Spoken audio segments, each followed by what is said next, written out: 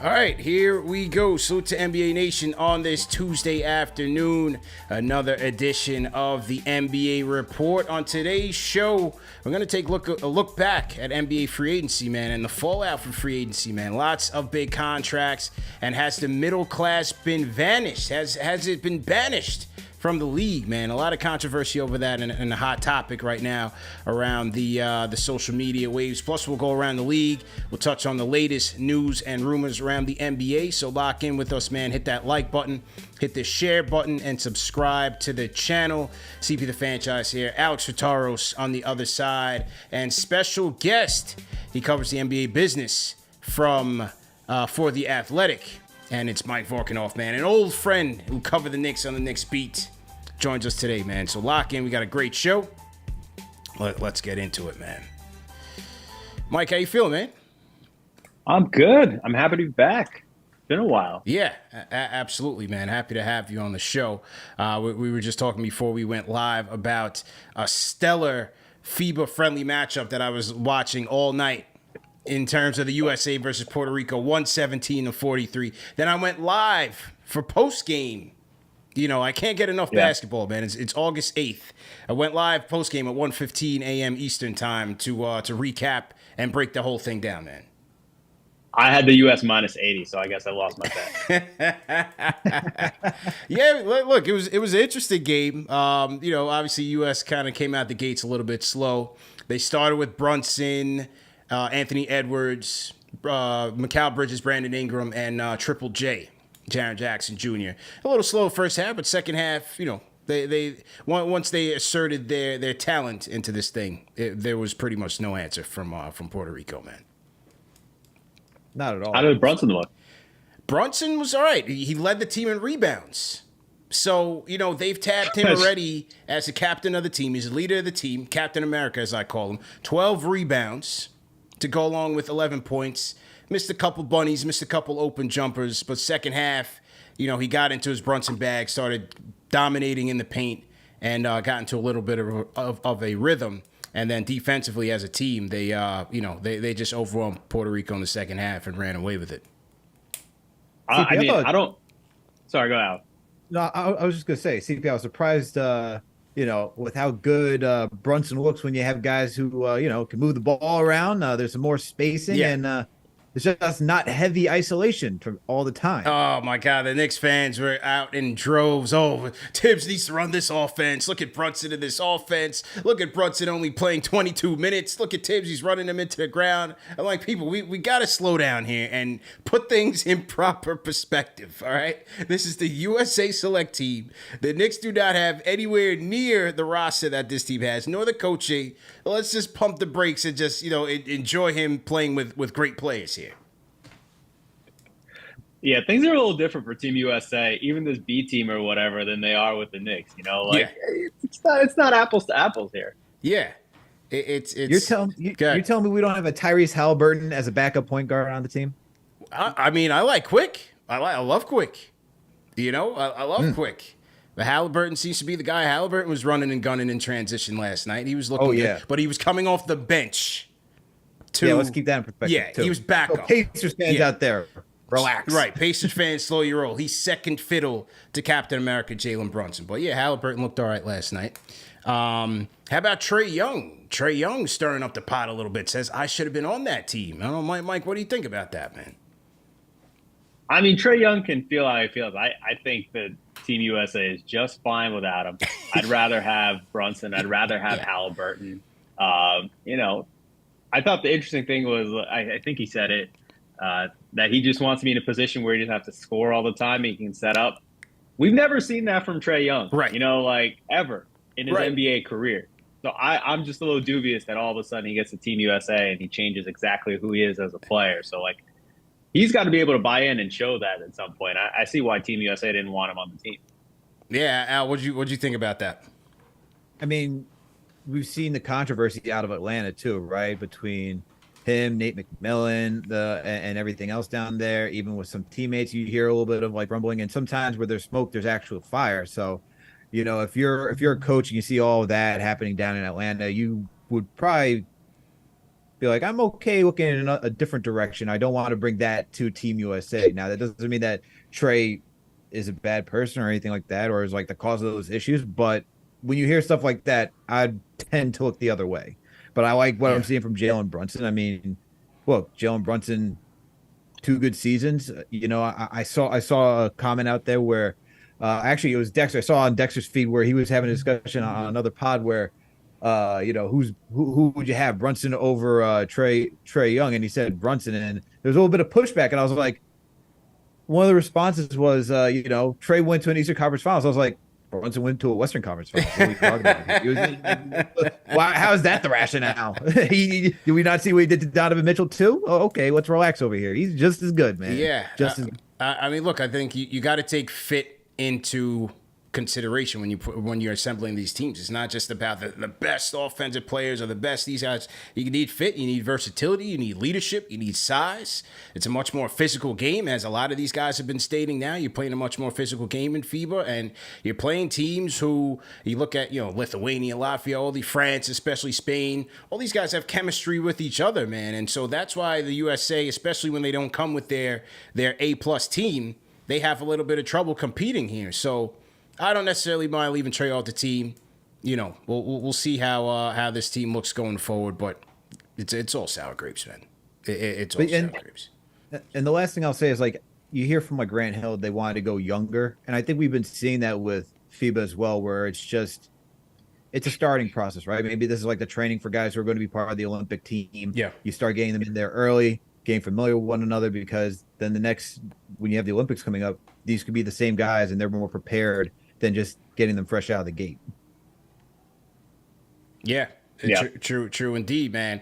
Now, on free agency, Mike, we've seen a lot of big deals come across the wire. Obviously, nothing bigger than Jaylen Brown's 5-year, $304 million deal, the Supermax with the Celtics. Anthony Davis kind of eclipsing that in terms of annual salary with his extension with the Lakers. You wrote a piece just a couple of days ago for The Athletic covering this. How did you react to a lot of these deals? I know from a fan perspective, every reaction is overpay. But you wrote a couple of pieces on The Athletic on how we should be viewing these contracts and where things are going moving forward. Yeah, look, my first reaction was like everybody else is like, damn, that's a lot of money, right? Like $300 million potentially is just, it's a lot. It would be like the 13th largest contract that any a U.S. pro sports player has agreed to. So it is objectively a lot of money. And it's just one of the things my brain has had to adjust to as well. It's like, there's just so much money coming into the league now that salaries are rising and so quickly that we all have to kind of get used to what these new parameters are, what these new what these numbers mean, right? Like, we can't just look at them as just raw numbers anymore. A $20 million player is not who you thought it was anymore, right? Like, a $20 million player is just kind of a starter at this point. It's not one of the like really good players, maybe an all-star level guy. 35% of the cap is now regularly going to be $50 million a year, right? This is all a reflection of all the money that's coming into the league, all the revenues that it has. The players, as we know, get, roughly 50% thereabouts. So the league is doing well. The players are doing well, but it's a lot of money that people are going to start to be making. Like, Dame's going to make 60 mil soon. Jokic, 60 mil soon. I think Cat at the end of his contract is going to make 60 mil. Steph gets right about there. Like, we're going to have to get used to guys with salary starting with 6s and 7s by the end of the decade, and probably more. That's just crazy to even think about from where it was. Like, I still remember the Mozgov contract. I was like, that's insane. And now we're just... But that was the 2016 situation, right? Yeah. Right. That was nothing counts about 2016. Yeah. But still, like, to see the increase in salaries from 2016 to now, we're not even at the 10-year point. You know what I mean? And it's just crazy. But Mike, the issue now with, like, you see the larger scale contracts, right, for the high end players, but now you're going to see a lot of like mid-level exception type money for everyone in between. What do you make of that? Yeah, I mean, look, everyone's going to start making more. The average NBA salary, I don't have the exact number off me, but it's up to roughly $10-11 million, right? Like, that's the average. So it's, it's not the median, but everybody's money is going to come up. The mid-level was about 12 million this year, somewhere thereabouts. Like, It also is now a larger percent in the cap. I think they put up to about 9.5% in the new CBA. And that kind of is level setting for guys when they hit free agency, when they sign extensions. And I'm really curious. Like, I think people are just going to start locking in bigger contracts and not hitting free agency because their teams are going to have to, re-sign their own guys because they don't have as much flexibility in free agency and to make trades. And that'll probably bump up contracts a little bit too. So we're going to have to get used to more guys making 15 mil a year, 20 mil a year. I think the effects of this are going to still be seen, but I'm curious to see where it all goes. Yeah, absolutely, man. I want to get to this Austin Rivers comment where he talked about the CBA and really kind of took these guys to task when he was talking about it. And in terms of the shrinking middle class in the NBA. So I want to play this Austin Rivers comment and then get your take on it. Give me 1 second. Let me just pull it up here. So to everybody in the chat, hit that thumbs up button for you boys. Let me get this Rivers comment here. Okay, here it is. Oh, I got it on mute. Okay, let me unmute this. Okay, here's Rivers. It's a privilege. And if you were a free agent, then you could choose where you were going to go. Right. That's the business. Yeah. But when you're not and you sign a deal, man, that's part of the business, bro. If you get traded somewhere, like, you got to go play, man. You know what I mean? Like, for sure. And this started with like James and Ben and all these guys doing this shit. It's bad for the league. This is why our CBA deal that we just signed, and I don't even want to get heavy into that. That thing is, don't even get me started on that deal that we got going because it's top heavy. That's why you're seeing all these teams right now with, you either make 50 million or 2. It's the most lopsided contract teams. I mean, it's a joke, bro. I can't tell you how many mid-level guys are signing for vet minimum around the NBA. It's laughable. Yeah. So what do you think about that, Mike? So Austin Rivers, we'll get to his Lillard stuff a little bit later, but in terms of the shrinking middle class in the NBA, Kevin Garnett also came out thinking the same thing, that because of this big deals, it's either you're a max guy or you're a minimum guy. What do you think about that? Well, all right. So it's funny. I've actually been talking to some people from the Players Union about this. Obviously, like, they're part of the people who negotiated this latest CBA. For one, I don't think it's going to be true. I think it is definitely true that a lot more teams are going to try to get under that second apron, get under that first apron probably too, right? This is all complicated. So we've had, like, over the last decade, roughly about 3 teams per year over that second apron, right? What would be $183-ish million coming up for this season. That's not a lot of teams. And I think a lot of teams will try to make sure that they stay under that. And I think a lot of teams will try to stay under the first apron too. And they'll still, we haven't had a lot of teams pay the tax every year either. I think, one, it's too early to tell. Like, we've had one summer of the new CBA, right? Like, if you're just trying to figure this out, one off season is not going to tell us whether the middle class is dying. I also don't think it's true because teams are still going to need to re-sign all these guys. Like, if nobody's going to, or if few people are going to go hit free agency and try to re-sign through extensions, as the new CBA is trying to make it easier to do, they're not going to do it by just taking the minimum every time or by taking under market contracts, right? Then they might just take their chances. And so I think it's maybe more just griping that some guys who are later on in their contracts won't be able to maximize their earning window into their mid-30s. And so maybe you'll see kind of guys going out of the league earlier than they do, maybe in their mid-30s, maybe their early 30s than they would in their late 30s. But I still have to see where this is all going. And I think one offseason is way too early to tell. Like, and anything that happened before this offseason, that's the old CBA, and you were playing under different rules. Yeah, and I think one of the guys who has a gripe could be Austin Rivers himself, who right now is jobless, unfortunately. And what did he get the last 2 off seasons, right? It wasn't a lot of money, and it wasn't the CBA to blame. And so, like Austin, I loved when he was a Knick because he was one of the few Knicks who would talk. Yeah. I loved him wherever he's gone because, again, he talks a lot. And that, like, as a media member, I love it. Please. But, like, the contracts that he's been getting the last few years are a reflection of what the league thinks of him, right? Like, that's not a reflection of the CBA. But I do think it's interesting how this all goes, like where this goes 3 years down the line, 4 years into this new CBA.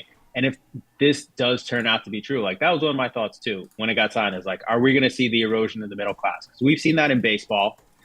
We've seen that in football, in the NFL, the last few years, just kind of like teams hunting efficiency with their dollars and how they give out contracts. And that means either you're going to pay the max or you're going to start trying to find all these guys.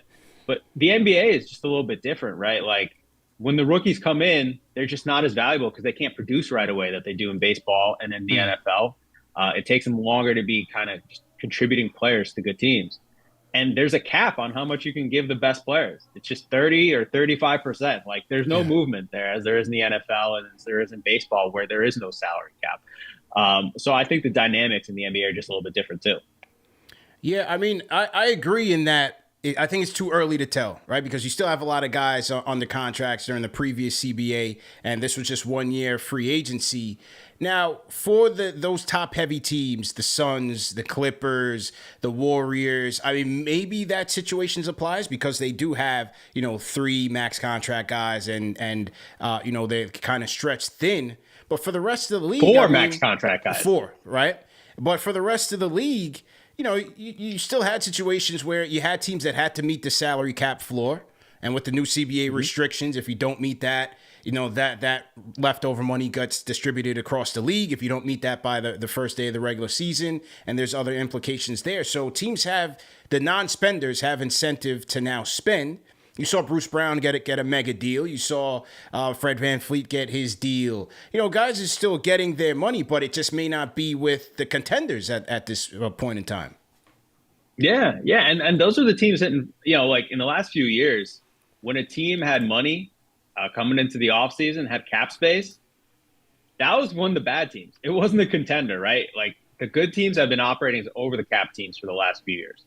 So when you're going into free agency, it was Charlotte that had that money. It was Detroit that had the cap space. It was Houston that's been really bad for a few years that had the cap space. So like that just is how teams are operating. Will that change in the future? I truly, honestly don't know. I'm going to be interested to see how that goes too. Is like, will cap space be more valuable now?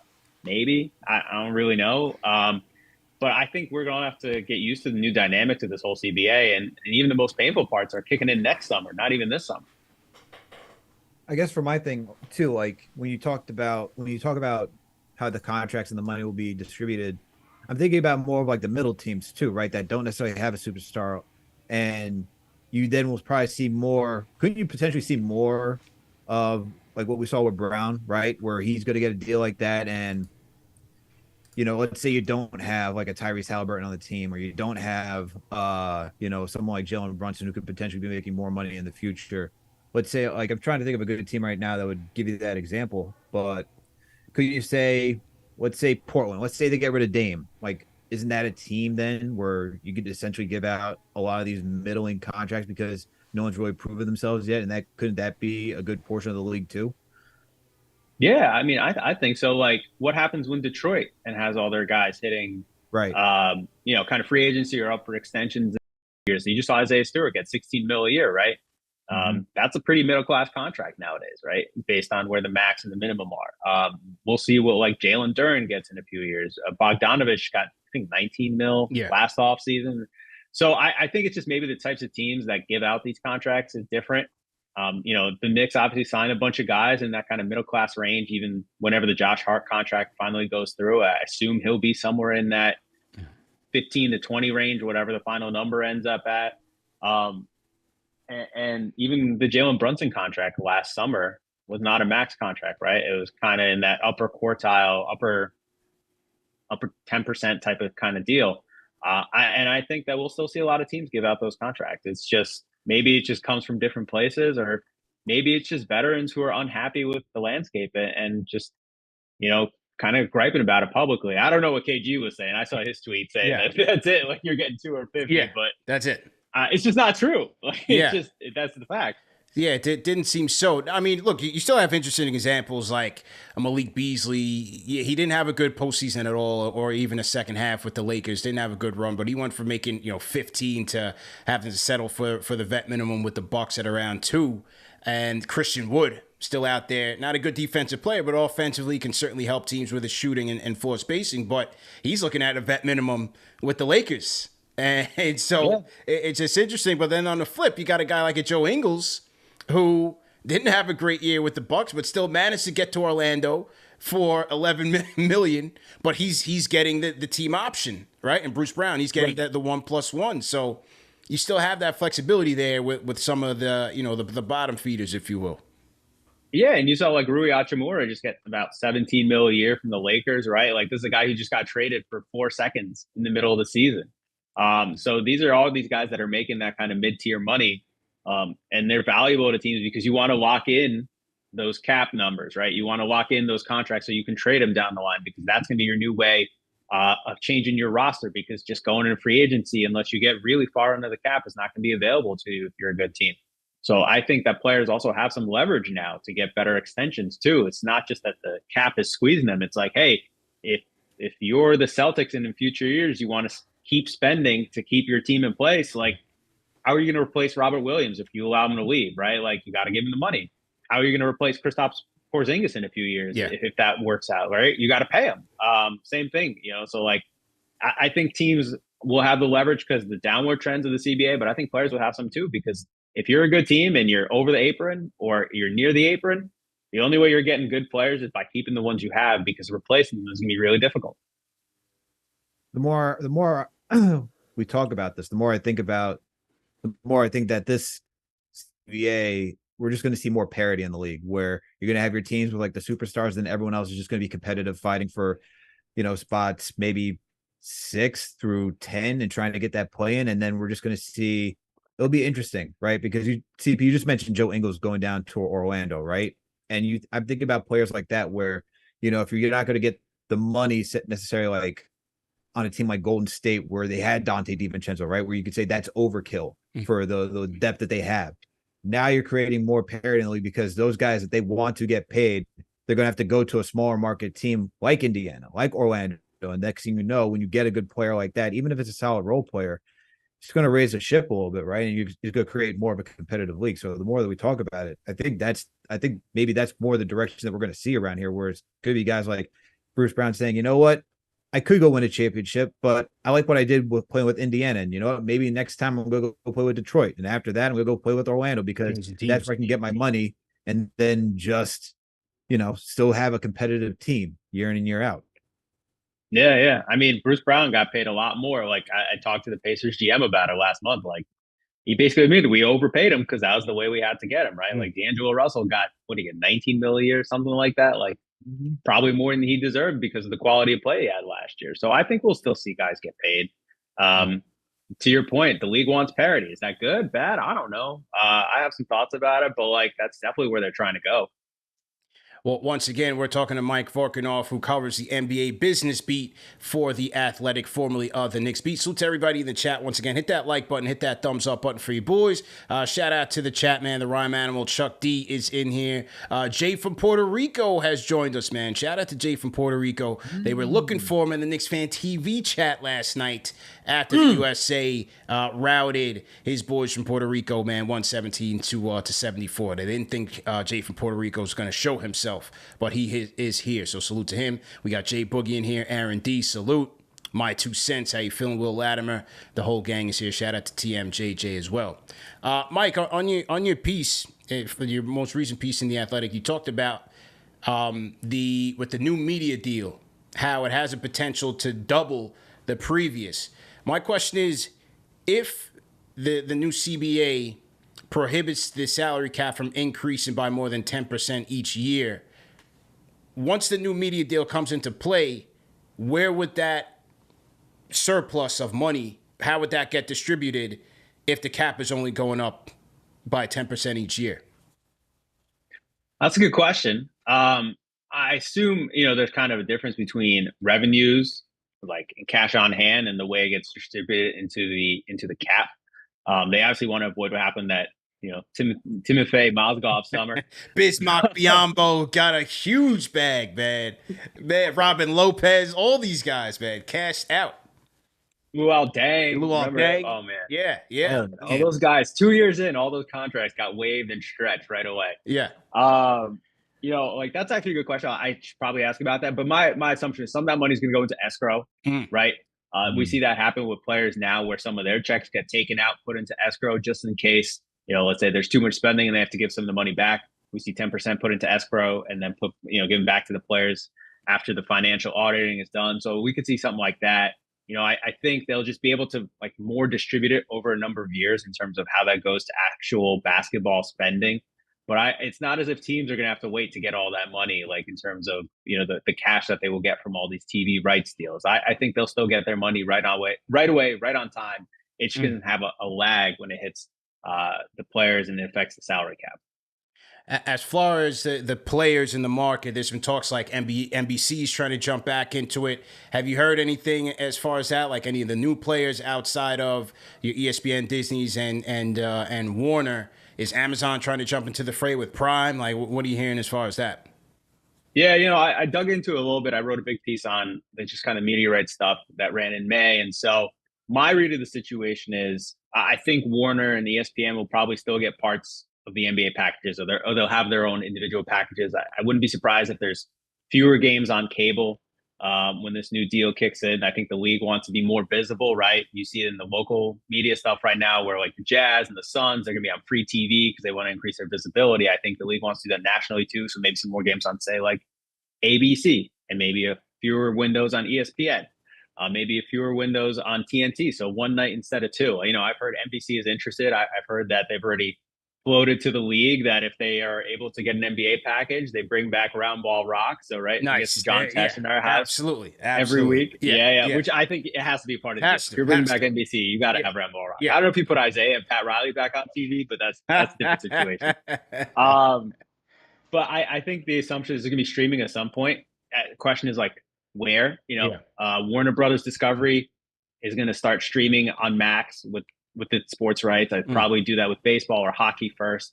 Obviously, ESPN has ESPN Plus, so I assume some games will go on there. I think Amazon or Apple will try to get into it.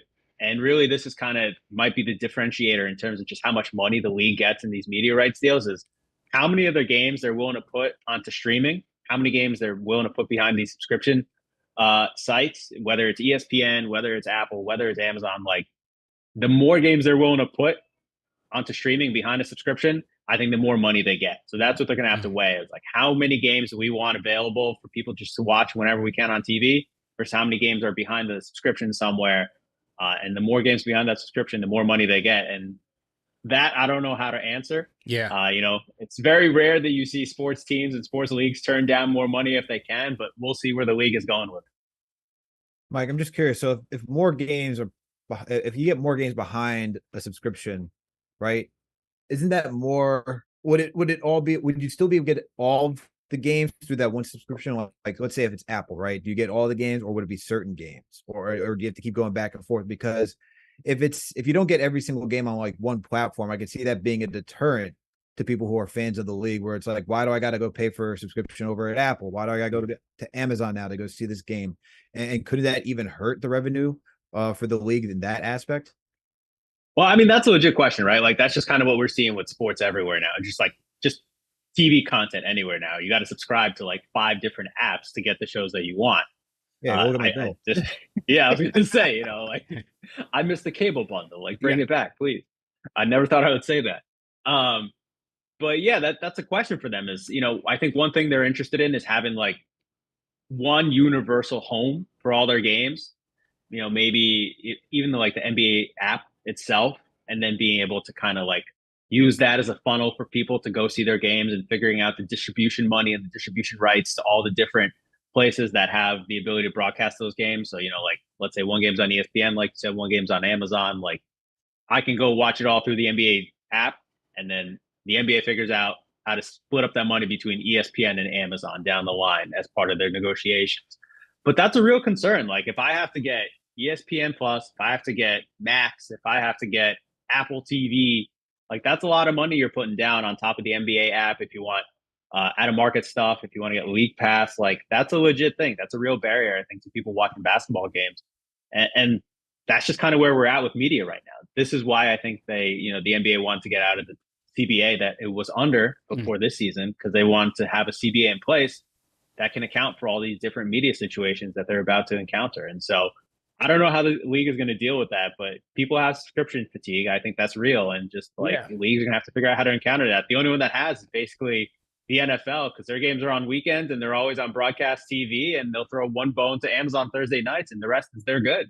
I think they're playing it well, man, because I agree with you. I think subscription fatigue is definitely a real thing. And by the time you add up all of them, you're back to paying cable bundles when you factor in your internet as well. So, I mean, and it's one of the things that turned me off even with the Yankees because, I'm older school. I'm used to just turning on the TV, go on Yes. Occasionally, it might be on the Channel 9 and Channel 11, occasionally. Yeah. But now, last year, you look on, you can't find it on Yes. You can't find it on 9. It's on Amazon. It's on Apple TV. It just turned me off, man. So I just say, I'll just check the score. And that's pretty much it, man. Yeah, no, I think that's legit. Like baseball, like I'm like you, like I used to watch Yankees games on Channel 9 growing up, like on free TV, right? Like I think starting last year, there's no free Yankees games anymore. You got to pay for something. I think that's part of what the NBA does want something on just broadcast TV, ABC, NBC, wherever that may be eventually down the line. But I don't know how this all ends up. The whole thing is you got to pay for it. It's just how many different subscriptions will you have to pay for? Look, I mean, we just saw it, a year or two ago with MSG, right? You couldn't even get in some parts of Connecticut and the tri-state area. And that's, if you think about how now you got to go through the MSG app, right? So you don't get part of your cable package. You got the MSG app now where you can go watch all your teams, Rangers, Knicks, and so forth. Like, that's just more of a subscription. That's where I'm just like wondering, like, how much more can you do to this for the actual like average day consumer where it's like, how many subscriptions do I need, man? Like, how many do I need? Thankfully, my mom still got that New York address. And I'm like, oh, yes, network for free. Let's go. It's a legit question. I don't have an answer for you. I assume at some point, like, there's going to be a rebundling. Some app is going to come around and say, hey, you can get all your NBA games or all your, college football and college basketball games and baseball won't play, like whatever you like, right? Mm-hmm. And maybe we'll be able to put it in one place for you, and then we'll just kind of do a cable bundle, but make it streaming and, put a fancier name on it or whatever. And I assume that'll come somewhere down the line. Someone will create that product. But for now, it's a big headache. It's like you got to subscribe to like 7 different networks if you're a big sports fan, right? Like if you want to watch hockey and basketball and college sports, you got to get Peacock and you got to get ESPN Plus and you got to get Amazon. You got to get all these things. And it's just kind of where we're at right now. Absolutely, man. And once again, we're talking to Mike Vorkunov, who covers the NBA business beat for The Athletic, formerly of the Knicks beat, man. Salute to everybody in the chat. Hit that like button, hit that thumbs up button for you boys. Share this video and subscribe to the channel, The NBA Report. And Mike, speaking of the Knicks, your old stomping grounds, man, what did you think about the Knicks offseason and where things are? The state of the Knicks, according to Mike Vorkunov. What do you think, man? Offseason's still going. We're still waiting on that Josh Hart contract, right? That Josh Hart extension. Yeah. I thought it was good. They added, a good piece with Dante DiVincenzo. I think he's a good player. He's probably not exactly what they need. I thought they needed more shooting, maybe a little bit more size on the perimeter there. But I don't think they had a lot of options to him. I liked Obi Toppin personally. But it's clear like there's just no role for him. I think Indy's a good landing spot for him where he ended up. But, they're still in this waiting game, waiting for a star that they can get, that they can reasonably land. And I don't know when that's going to hit the market. I don't know if it'd be Donovan Mitchell, if, Joel Embiid eventually goes there. But they're still in that kind of purgatory, I think. And so until you can get someone to put alongside Jalen Brunson, you're just kind of trying to make moves on the margins to improve a little bit. And so at least they didn't keep the roster together. It's kind of, I think it's good to have a little bit of change up in the roster from season to season. And so we'll see what happens with Dante DiVincenzo and how much he plays and whether his shooting in Golden State. I think he hit 40% of his threes last year, which is kind of an outlier from his career. We'll see if that sticks with the Knicks. Well, what do you think about, from a salary standpoint? A lot of people like where they are just in terms of, obviously, with Brunson's deal. You compare it to what's going on right now on a decelerating contract. It's an absolute steal based on his productivity and value to the team. You have Julius in that mid-20s, RJ in that mid-20s. They have Mitchell Robinson at around 10 or 11. Now, with DiVincenzo getting about 11, Josh Hart rumored to be getting close to 20. Well, that's the number we're thinking. Where does that leave Quickley, man? Well, what do you think about where things stand with Emmanuel Quickley? Because a lot of fans, myself included, just feel like, could he be potentially the odd man out? Because are they going to commit to all these salaries, then give Brunson his 50 in 2 years, which he's going to get Right. if he's healthy and maintains? Where do you think that leaves Quick, man? Well, I mean, I think right now his market value is probably around 20 mil a year, right? That's somewhere around next year, probably around like 15% of the cap, somewhere around there. Um, with Brunson, you have your starting point guard. So there's not really a pathway then for him to be a starter anymore on the Knicks. So do you want to pay your sixth man, your backup swing guard, that kind of money, especially if you still need help on the perimeter too, right? Like, Josh Hart is nice, but he showed his limitations in the playoffs. You need to get some more shooting around there. RJ Barrett had a pretty good playoffs, but I think there's still questions about him long term. And I think Quickley will get his money. I'm not so sure that it'll be in New York a year from now. Just when you look at the roster and the way that the salaries are lining up, it just might make more sense to see if you can package him for someone else, especially perimeter help, right? That's what the Knicks need. They need perimeter help. They need shooters. They need a big shooting wing if they can get that kind of guy. But those are rare. And that's saying that. I like Quickley a lot. I thought he was a really good player. Should have been the sixth man of the year if it was my vote. But I don't know. I don't know if you can pay that much money now to kind of your sixth man and really be comfortable going forward, especially if you land that star and your salary cap needs go up. Yeah, I mean, the Lakers took all the wings, so that's why that's why the pool's so dry. But with Quickley, right? Do you think it makes sense for the Knicks to try to extend him this season, to have him on a good contract, to even make him more of a trade chip for if they're going to move him at some point? Because what we've heard through Slam, he wants to be a starter in this league. He's not compared himself, but he looks at Steph Curry as like a role model to where he wants to get to in the league, being that type of shooter, being that starting caliber player. Wouldn't it just make sense to give him an extension this summer, and then you have him on the books, and then you find that suitable partner if he gets a little disgruntled and wants a larger role? Yeah, I mean, if you can sign him to a good contract, for sure. That's the thing, is what number can you get to with him? If he can agree to something in that $15 million a year range, which is now just a little bit over the mid level, I don't know if you're going to have him agree to that. And after that, if you're getting to around $20 million, then it might be just become an eye of the beholder type of situation, whether it's a good contract, a value contract, or not anymore. And then you might just be in a place where you're not able to maximize his trade value. So it's kind of a hard path to walk. And really, maybe his optimal trade value would be somewhere around the trade deadline in February.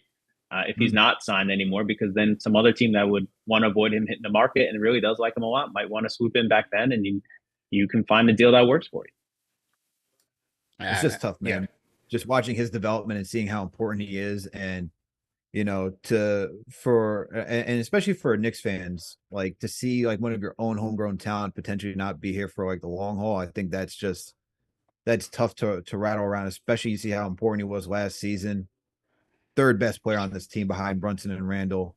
And then you're thinking about, they got DiVincenzo on that cheap deal, which is why you look at that even more. It's you're going to have DiVincenzo on a mid-level exception type of deal. It's only just saying quickly to all of us, it sounds like, that he's on the outside looking in. Yeah. I mean, because when you think about when Quickley's deal kicks in, right, his extension, that'll be the last year of Brunson's deal, because he's probably going to opt out, get the 50 mil, as you said. So you're, year two of that, you're paying Brunson the real money, the max money then. Randle's still going to be on his deal, which I think is going up, if I remember correctly. You'll have year two of Josh Hart. You'll have DiVincenzo on the books ready. You have Mitchell Robinson. He's declining in terms of his deal. I think Isaiah Hartenstein comes off by then. Grimes. But you have a number of Grimes you're going to have to pay, right? So you're going to have a number of guys already that you're either accounted for or you're going to have to count money for. So it just becomes a little bit harder to fit everyone there. And, I think if you're going to go over the apron, the first apron even, you want to have kind of the majority of your roster accounted for and have your main guys in place, because being able to trade guys after that is going to be a lot more difficult, because if you're over the first apron, it has to be 100% match for match, right? So that becomes a lot harder to make a deal at that point. Absolutely, man. Bleacher Report said RJ Barrett was the second most overrated player in the NBA. I was a bit offended by that. They insulted me a little Who's bit. overrating him? Right. That's a big question. That's the big Right. question. Who's overrating RJ? Well, but what do you think, man? What do you think? RJ, year 5, can he do it? Can he turn the corner and turn the naysayers into true believers? To me, he's got to get better defensively. I thought he took probably a step back this past year, right? I think we kind of know what he is as an offensive player at this point. Like, I was always kind of dubious the shot would come around. It still hasn't. Maybe he can get better and more consistent as a catch and shoot 3-point shooter. That becomes his value as a kind of a perimeter threat. I don't think he'll ever get to that point where he's an off the dribble 3-point shooter consistently, a good one. I mean, he's really good at attacking the basket, straight line drive, ball in his hand. But I think the defense, where he was pretty good in his first few years in the NBA, like that's where he really needs to get better. And I think if he can become a really good defender, I'm not even talking like all defensive team level, then you have a really good two-way wing. But is he over? I have no idea. I kind of just rate him as what he is. I don't know who's overrating him or making him out to be anything more than he is. But his deal kicks in, right? And that becomes once you hit your second contract, it becomes interesting what the Knicks could do with him and just what kind of trades they can use him in, because we already saw that during the Mitchell trade negotiation. Right. And so interesting. Yeah, good. It's just so interesting that they even put him as such a an overrated. Between him and Julius, it's like one of the most polarizing topics in Knicks first, right? It's like you have your RJ truthers, you have your RJ haters, you have your Julius truthers, and you have your Julius haters. It's just so interesting. Well, Julius Randle goes back and forth. I mean, there's a lot to kind of hit you on both ends of that conversation. Yeah, and I just think ultimately, these lists will be these lists, but from a Knicks standpoint, just like they had to choose between Obi and Julius, I think there's going to come a time where they're going to have to choose between RJ and Julius as well, for a lot of reasons. Do they fit together? I think that's highly questionable at this stage in the game. Also, to have two of your players be highly inefficient along the perimeter, not as great at the rim, I think that hurts, especially when you factor in Mitchell Robinson, who, if it's not squarely under the rim, is giving you nothing on the perimeter either. Your floor spacing is compromised. You don't have enough three-point shooting in there. You're looking for Grimes to be more consistent there. Brunson, of that starting five, is probably your most consistent, most reliable three-point shooter right now, and he's on the ball most of the time. So I think they're going to have to really have a come-to moment at some point with Julius and RJ if they're not able to help this team turn the corner. Yeah. I mean, at some point, if they want to take the next step, like, they have to change the composition, not even just the players, but just the types of players that they got on the floor in crunch time. And so that means someone has to go. Where you find the solution, that's the harder thing. And so I don't know what the answer to that is. Hardest thing. But as you said, with the DiVincenzo signing, they're kind of just, keep building, keep trying to add on and tack on and trying to build on what you did. But I think, Leon, they're waiting for that next move whenever it will come. And could it be Philadelphia? There's a lot of talk about what's going on there with Harden and Morey, and Morey screwing Harden out of his long-term deal. But Morey, to me, stuck to his guns. I didn't think they should have committed to James Harden past maybe 2 years. What do you think about what's going on in Philadelphia and how the Harden stuff may end? I mean, it's where it's at now, because I think Daryl Morey doesn't want to give him a long-term deal, understandably, right? We've seen a lot of slippage from James Harden over the last few years. I wouldn't want to give him a multi-year max level, not even max, just max level contract. And so I understand why Morey doesn't want to go there. This is the first time that James Harden, in his career, has basically seen people treat him as a declining player, right? Yeah. Treat him as a player who's not a franchise guy anymore. And I'm sure that has to be shocking for him. Like, he's 34, 35, somewhere around there. Like, when you've been treated the way he has been during his career, because he has been that good, and now you kind of see it get another way, that has to be shocking for you on a personal level. So I can probably understand why he feels, hurt or insulted or whatever it is. But Daryl Morey also drives a hard bargain. So I can't see him just kind of trading James Harden for nothing and not getting anything out of it. They can, if they want to, maintain their flexibility going into next summer, right? Like they can have max level cap space. I don't think free agency is that great. Yeah. And so they wouldn't even be able to make a move to acquire anyone to their cap space until next July 1st. And so they have some pathways, but it's a little difficult right now. And you can't just punt on this season because you got to keep Joel Embiid happy.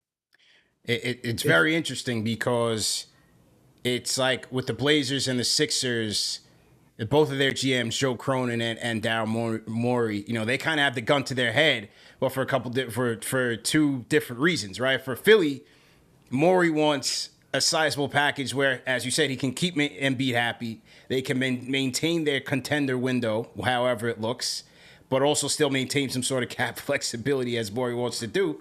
And then for the Blazers, they want enough young pieces, enough young talent to justify trading Damian Lillard ultimately to Miami, man. So it's a very interesting dynamic. Yeah, but I'd rather be Joe Cronin in that situation. I think the problem for the 76ers is even if they can placate James Harden and bring him back, he's another year older, so he's probably going to get a little bit, worse, right? Like that's just how the aging curve goes. And where does that leave the upside for the 76ers? We saw them again hit a wall in the second round, and they're getting worse from that team to next year's team if they keep Harden, and they're probably getting worse if they trade him too. So it's a conundrum for them. And I think to add on to that, Mike, is that, the situations that from what we've heard, there's not real animosity between the Trailblazers and Dame, right? And Trailblazers are set in that they're looking to rebuild. I mean, you look at how they developed their front office. You look at how the players that they've drafted as well. The writing's been on the wall. It's, can you just find a good enough return if you're the Trailblazers for Damian Lillard? Whereas even though you're doing the same thing for James Harden, he opted in. I mean, he could have easily left, gone anywhere he wanted to. He's really created this whole situation himself, which is what makes this whole thing not entirely confusing, because I get that he wants his money and he still wants to, be part of a good team. But if you like for him now, because you just you're now creating uneven ties in Philadelphia. As Daryl Morey, even if you're Daryl Morey, you have to be concerned that if you go into training camp, you go into regular season, you have a guy who's disgruntled, because we saw what James Harden did in Houston. At some point, don't you think that Morey has to say, you know what, I got to do what's better for my team, for the locker room, to keep us chugging along, instead of just holding on to a player who's could cause turmoil once again, as we saw in Houston? I mean, I think the big thing going for Daryl Morey in this situation is, so James Harden opted in, right? Like that was, I think, his way of saying he couldn't get more money in free agency than he could from the Sixers next year, right? If he wants to get paid again, he has to prove it, right? Like he has to play well next year. He has to show that he's not a declining 35-year-old guy hitting into free agency next summer. So I think that's kind of, to me, if I'm Daryl Morey, and now this all just becomes pop psychology to some degree, right? You're trying to think, okay, James Harden has to prove that he can get a big deal when he hits free agency next summer. So that's kind of what we're banking on for the 76ers, that he might be pissed at us, but he still wants to play well because he wants to get paid, and the best way to get paid is just to play well. And so, it's it's a gun to both your heads. It's that scene from The Office where it's just three guys pushing all drawing pistols at each other. It's uncomfortable, but it just might be the situation if you keep them. Yeah, no question about it. I think in both scenarios, they both need a multi-team trade to get exactly what they want out of this. And maybe they're both involved. Who knows? We'll have to see. Also in The Athletic, Shams has reported that Siakam could be back on the market. There's been a lot of rumors about Siakam on and off during this past offseason. It's fascinating to me in terms of what Ujiri's thinking here, because they lost Van Fleet, but they brought back Pirtle, who they traded for and I've always liked, and he's helped the team. Then they bring in Schroeder, but Ujiri is also going on record as saying he has no interest in a play-in type of team. It's either you're going for it or you're just not there yet. And for me, with Toronto, it's just hard to see where they are, because they're not good enough to be a real playoff contender, but are they necessarily bad enough if they keep Siakam and Anunoby with that core? What do you think about what's going on in Toronto right now? Honestly, I don't know how to make sense of it. Like, I don't know how much more talent they can lose for nothing. They, over the last 4 years, roughly, they've lost, I want to say 4 all-stars, right? Or guys who've been all-stars in career, with Kawhi, Marc Gasol, Kyle Lowry, they basically lost for nothing. Instead of trading him at the deadline, they got Precious Achiuwa, but it's a backup center essentially. And you obviously lost Fred VanVleet this past summer. How much more talent can they lose? How much more can that team atrophy and get nothing for it while you're doing it? So maybe they run it back with Siakam, but then if you're obviously not willing to pay him the extension, right? Like that's why it hasn't been signed yet. Right. And then you're not going to be willing to pay him next year when he's a year older. Are you just going to let him leave again for nothing? Like what's the end game for Toronto? So I don't know how this is going to all end, but at some point they need to reboot or at least make sure they're not losing all-star level players, all NBA level players, just out the door.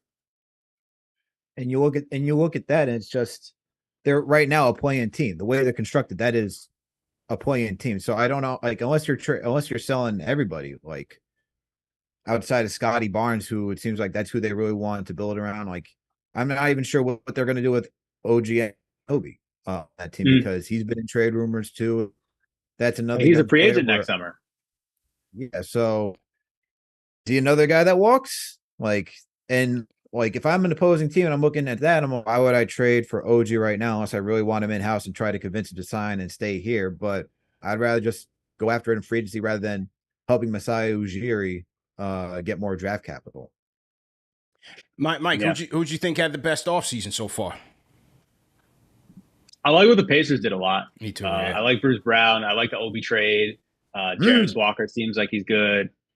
You hear that, CP? He likes the Obi trade. I like the Obi trade for the Pacers. I like the Obi trade for the Pacers. Yeah, I like it. TM, clip this right now, TM. We are saving this for later. What he's getting at, Mike, is that I've been on the record for the last 3 years saying that the Obi pick was a dud for the Knicks, which it turned out to be, as they traded him for 2 basketballs and a second-round pick. Right, and some soda here, okay? You traded your number 8 pick, college basketball player of the year, for 2 second-round picks. It was a bad pickup, bad business, but it happens, right? It's opportunity cost. They signed Julius, and they had a conundrum there, but I think it's great for the Pacers. I actually don't disagree with you. I thought the pick was bad at the time. Yeah. I think I wrote it. Aside from the positional fit that he would come in as a backup to your best player, even before we knew Julius was going to be Julius, he was also 22. The history of guys entering the league at 22, lottery picks at 22 is bad, like just bad. And he played really poorly. And then he never got time. Even when he seemed to be getting better as a player, he never got the time to show that he was a better player. And then, so you obviously couldn't get much for him in a trade, right? So it was just handled poorly for 3 years, for 3.5 years, whatever it was. So the return, 2 second-round picks, like you weren't going to do better than that, probably. I think it'll be good in Indy because they play fast. That's when he's at his best. He's in transition. Like he's a player who needs to play with pace and speed. And I'm sure him and Tyrese Halliburton will be on a bunch of highlight reels, like making nice alley-oop dunks together. I'm trying to think who else. Dallas did pretty well, I think. Yeah. In terms of the offseason that they had. Yeah. Lakers seem like they had a pretty good offseason. I mean, I don't like all the deals, but I can at least see the logic behind it. I'm trying to think who else there is. I don't know. Those are the teams that come off the top of my head. Who do you guys like? Yeah, I definitely like the Pacers. I even put, even though OKC didn't do anything tremendous, getting Chet back and adding him to that core who was super competitive. Giddey took it up another notch. Shea is Shea, just incredible. And, with Jalen Williams, the 2 Jalens, Jalen Williams as the rookie, the wing Jalen Williams was fantastic. I was wondering how the Knicks passed on a guy like that and punted in that draft. But I think them getting Chet back and almost competing for a playoff, they are in a good spot this year. Yeah. I'm interested to see what Boston is like next year. Obviously Marcus Smart meant so much to them. I'm kind of just intrigued that they seem to be leaning into the offense and less so the defense and obviously trying to maximize that. And we'll see how that all plays out. For them last year and for next year, like less so in the regular season, more so in the playoffs. We haven't seen KP in the playoffs very often, right? Right. We don't know how that's going to fit. They got 3 guys now in the front court who are just all injury prone, or Al Horford, who's both injury prone and like 37 years old or whatever he is. Good players, but not reliably available. So we'll see. But yeah, those are the teams that come to mind for me. I think Minnesota has been interesting. They still got to re-sign Jalen McDaniels too. They got to give him a lot of money when you have a lot of money already committed to Cat. and to Gobert and Nas Anthony Reed. Edwards. So we'll see. They gave Nas Reed. Nas Reed. I like Nas Reed a lot. Me too. I like Nas Reed. Yeah. I think he's good. Yeah, Nas Reed. So there's a lot of money there, and I feel like that's another team that's just like waiting to make a move, probably in a year or so. Yeah, I liked what the Pacers did. From including draft standpoint as well. I like what Portland did getting Scoot. I think to have Scoot fall for them, that's just a good place to set them up for like a future with a nice up and coming player. I also like what Orlando did through the draft, getting someone like Joe Ingles to bring in some veteran presence. I like what Orlando did down there just to help some, get that veteran leadership, more of that in that locker room. I think they need it, especially with the young guys that you have like Paolo Banchero. You got Anthony Black down there who looks to be really good. So I like what I like him a lot. Yeah, I like what Orlando has going on too. I also like what Houston did, even getting someone like Fred VanVleet and Dylan Brooks. I know the contracts, like especially for Dylan Brooks, are like, whoa, that's a little steep for like what he did this past season, especially his playoff performance. But I think to have Ime Udoka there, you get one of the twins. You have Fred VanVleet, who's now a leader at the point guard position, so you don't got to rely on Jalen Green or Porter Jr. down there just trying to like figure out how to run the offense. I think they did a good job as well. Those are just some of the teams I think from like a young up and coming perspective. That's what I like to see. You mentioned Boston. I just don't like. I like what Memphis did, because now you get Marcus Smart. Oh yeah, that you get rid of Dylan Brooks. I think you're bringing in a better leader. I like what Memphis did, and you also got Derrick Rose over there too, more leadership to help John Morant. I like what they did as well. Yeah, Memphis is a good one. I forgot about them. They had a pretty good offseason. I like getting Marcus Smart over there. He seems like a perfect guy for what they need. Yeah, and the Lakers too. I just think adding depth for LeBron James and Anthony Davis, that was a solid offseason as well. I'm still surprised nobody tried to sign Austin Reeves. I don't get that. Yeah. Who were we talking to? Just to mess with them. We were talking to Trevor. Yeah, Trevor Lane, Lakers insider, covers the Lakers for Laker Nation. We were asking him about that just last week.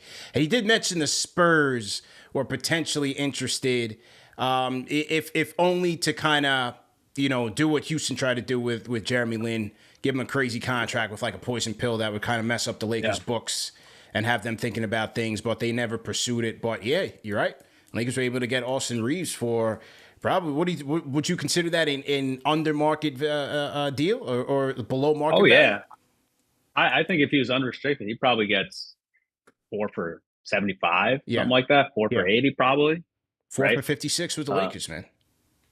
That's a great deal. Yeah, I mean, you could have just made it harder on them. Just make them pay more in the back end at least, because they're going to match anyway. Right. Just a spite signing, but they didn't even go that far. Yeah. Absolutely, man. You missed the Knicks beat, Mike. You moved over to the business side, to the NBA side. Do you miss the Knicks beat and schlepping to Madison Square Garden every night? The team has turned the corner since you left, man. Maybe it was you that what was the bad? Hey, my last year was the first playoff year under Tibbs. Don't blame me. Ooh. That's right, man. Mike's saying, CP, you cut it out right there. No, I like covering the Knicks. It was really, really hard for all the reasons that you can imagine. It was really hard. Yeah. There's a lot of headaches. Everyone wants to cover the Knicks until you're covering the Knicks. But I love, like MSG is amazing. I like the guys that I work with on beat. I think the one thing that was really cool about covering the Knicks, and I don't know how many teams you can say this if you cover them as a reporter, like when you wrote something about the Knicks, like people read it and they cared. Whether it was about Frank Ntilikina to Ron Baker to whoever. ISO Zohive was heavy, man. ISO Zoe, yeah. Hey, relax over there. Relax. Yeah, that was your guy. Yeah, that was your guy, man. So people cared, and I was there during some of the darker days, right? When the team was pretty bad, and people cared nonetheless. And I think that's awesome. I think Knicks fans are great for the most part. There's a few loonies, obviously, but every fan base has that. And so I do miss it in that regard. I do miss writing for people and for a fan base that really care about every word you write, and they care about every word that I wrote, that Bondi wrote, that Popper, Mark Berman wrote, all those guys. I think that's really cool. Yeah, it's true. You can read about Iggy Brazdakis. Remember Iggy? Yeah. Made $2 million for that second rounder. Yep, absolutely, man. He's going to be playing with another former Nick, Mindaugas Kuzminskas, with Lithuania. Yeah. Lithuania's got a nice little team, man, and they've got a guy Rokas Jakubaitis, the mystery draft pick who's never going to play for the Knicks, but he's over there, and he doesn't even play for the Knicks, but we still ask about him. We're asking about him every offseason. When is he coming? When is he coming here? So that's just us in a nutshell, man. You mentioned Austin Rivers. Is there another player who you enjoyed covering more than others? I'm trying to think. Let's see. Mitch Robinson was pretty fun. You know, you could tell he was like really scared and nervous when he first got there. That first conference, he was out of his realm, but obviously like he's flourished personality wise. Kuzminskis was good. He was a good dude. Big Broadway buff. He liked the theater when he was here. I'm trying to think. Julius Randle, for the most part, was pretty good to cover. You know, he obviously his first year in New York was really bad, but he's always out there. He's always accountable. Derrick Rose is good to cover. I think those are kind of the guys that, you know, come off the top of my head. The problem is once the pandemic set in, you know, I didn't get to meet Quickley and Toppin until I was off the beat, right? Like Tibbs never got to meet him in person. So that made it a lot harder. And obviously the Knicks don't try to make it easy on you to meet players, to even just get to know players, right? Yeah. You know, Michael Beasley was a fun guy to cover while he was there. I'm sure. Yeah, but I was lucky. Oh, Bobby Portis is a good dude. I like covering Bobby Portis. I'm sure. Yeah. Sure. Bobby picked up a technical last night in the FIBA friendly match. So he's in regular season form. Yeah, he's looking great. He's looking good. I don't know if FIBA can find him or not, but I hope he didn't lose any money for that. He was out there pushing the pace too, CB. Don't forget that. He brought the ball up, attack and transition. He was in his bag last night. Bobby positionless Bobby Portis, like Fizdale always wanted. That's it. That's it, man. Well, Mike, man, we definitely appreciate all the time you gave us today, man. Great show. Once again, just let the fans know where they can find you if you're working on anything upcoming that they need to know about. Yeah, I mean, find me on The Athletic. Subscribe there if you haven't. We always got some kind of deal going on. Obviously, still on Twitter. I can't recommend you go on Twitter, but if you go on there, find me on there. And now I'm going to try to lay low from the summer. Hit the beach for a little bit. Yeah. That's Once the season starts, I'll be writing a little more. That's it, man. Well, we look forward to more of your pieces, man, and hopefully you'll join us and keep us abreast of everything going on the NBA Business Beat, man. Well, great job, and thanks again. Yeah, we'll love to. Anytime, guys. All right. Once again, man, that was our guy, Mike Vorkunov of The Athletic. Go ahead and follow him, man, at Mike Vorkunov on Twitter and also on The Athletic, man. Does some great stuff there, and also formerly of the Knicks Beat, man. Hope you guys enjoyed today's show. Remember that today's show is also available in audio podcast format, so no reason to miss it. If you missed it on video, you can always catch it on all of the major podcast platforms. And yeah, that's it, man. For those of you that are Knicks fans, we'll be back on Knicks Fan TV covering FIBA USA basketball, their friendly matchup as they take on Luka Doncic and Slovenia on Saturday. The game starts at 3:30. I believe it's on FS1, and then you could tap in on KFTV for post-game live. So until then, have a great day, everybody. Thanks for tuning in, and enjoy it, man. Peace.